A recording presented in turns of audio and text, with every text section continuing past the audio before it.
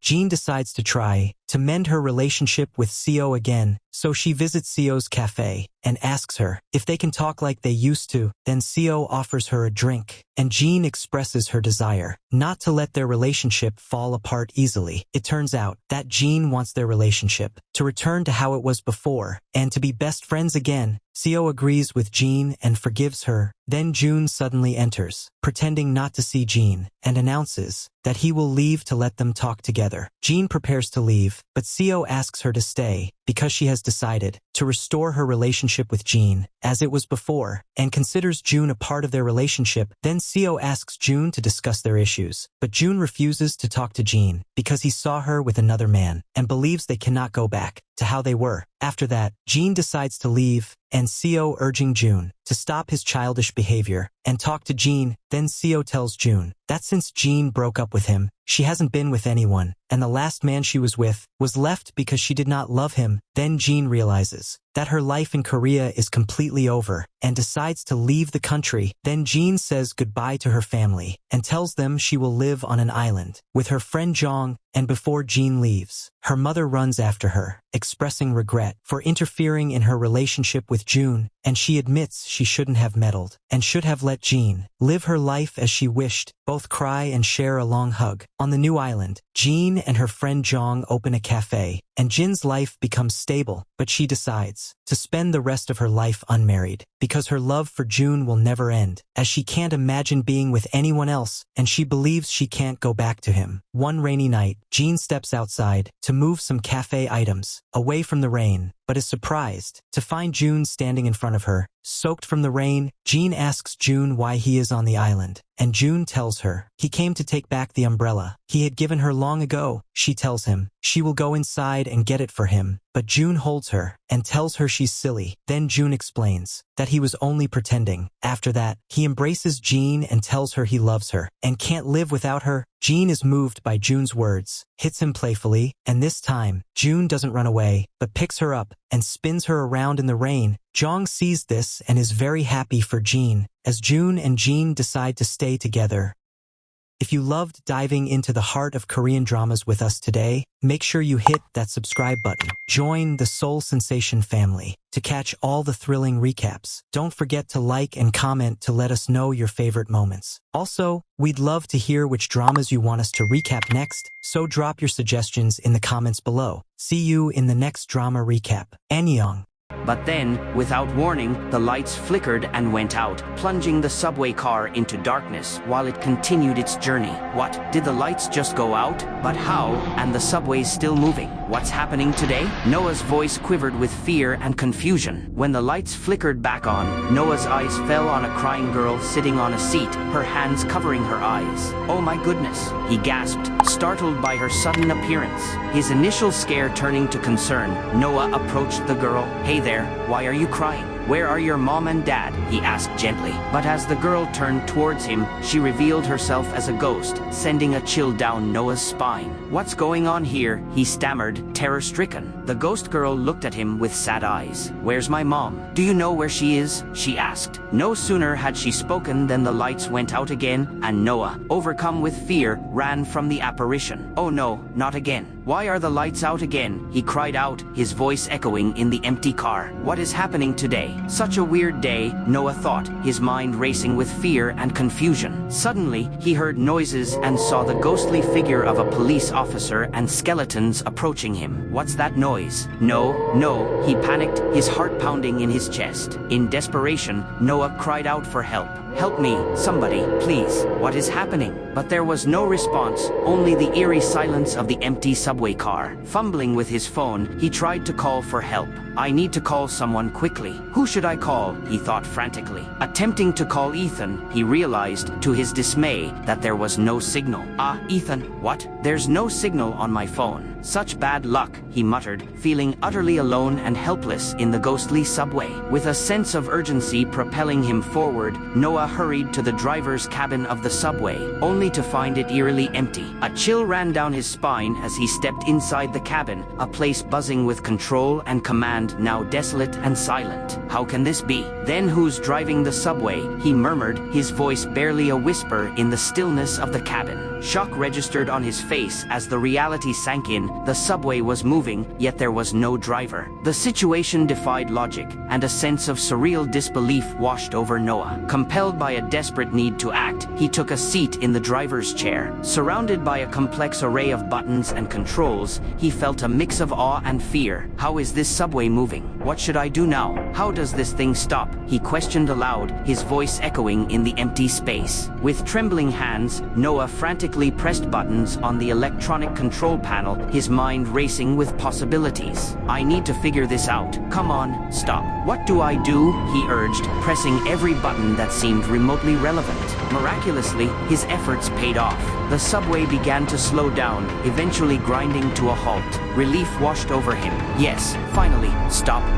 Thank God, thank you, he exclaimed, a wave of gratitude overwhelming him. But his relief was short-lived. As Noah dashed out of the cabin, the train lurched back into motion, as if possessed by a spectral force. To his horror, he realized the car was filled with ghostly figures. Running up the subway's electric stairs, desperate to escape, Noah emerged at the top only to be confronted once again by the enigmatic old man.